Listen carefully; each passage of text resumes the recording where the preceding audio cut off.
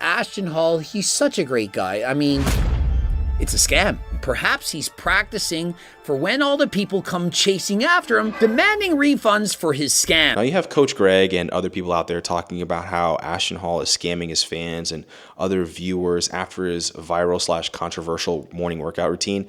And all I have is one question, which is, what the else did you think was going to happen? So let me get this straight.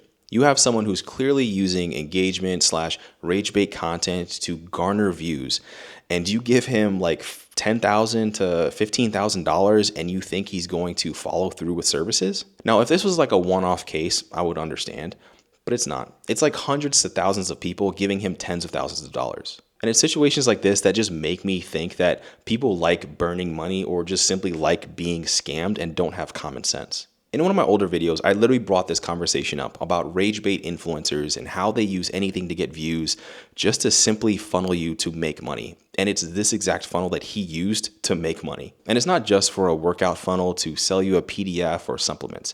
It's literally for anything. And in this case, it's mainly for business marketing, which I guess a lot of people want for his advice. And it's going to be in this exact formula, and we're going to see it time and time again. But it's going to be garner millions of views regardless of what you have to do, whether it be engagement bait, rage bait, say something outlandish on Twitter.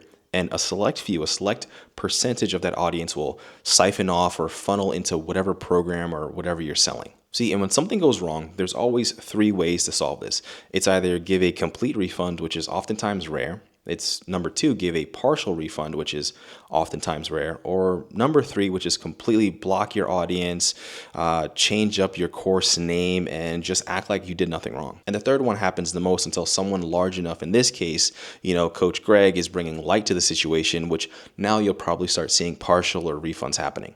But for most people in this exact situation, they don't get their money back. Most cases, the content creator doesn't get 1 billion views on Twitter. They simply get maybe 1 million at the most, and they're able to do this to their audiences time and time again. See, getting your money back in these cases is oftentimes hard because it's seen as like a consultation or a coaching or a paid service, because yes, they can always sign you up to a group call, give you a PDF, and say that services were complete. And this is always a gray area. And there's always going to be this quote unquote refund that they're offering, but it also comes with stipulations of saying that you did everything under your power to try and get the complete course. But most of the times, this is always a gray area, like I said. And of course, they're going to drag you along, holding your money as long as possible in case that time frame hasn't lapsed yet. And in most cases, the best thing you can do is a chargeback, but even then, those are rare. But if you simply are looking at influencers or celebrities like this who sort of rely on a lifestyle marketing tactic, just see it as an overall red flag. You'll see this all the time with socialgram flexers trying to portray this lifestyle that honestly that they don't actually live without showing you the steps on how to get there. And I hate to tell you this, but there's no such thing as a 6-hour morning workout routine. Because it will always be cooler to show this weird lifestyle. It will always be cooler to rent a Lamborghini or portray that they're flying in first class, because oftentimes it's cooler to look at rather than doing the actual work.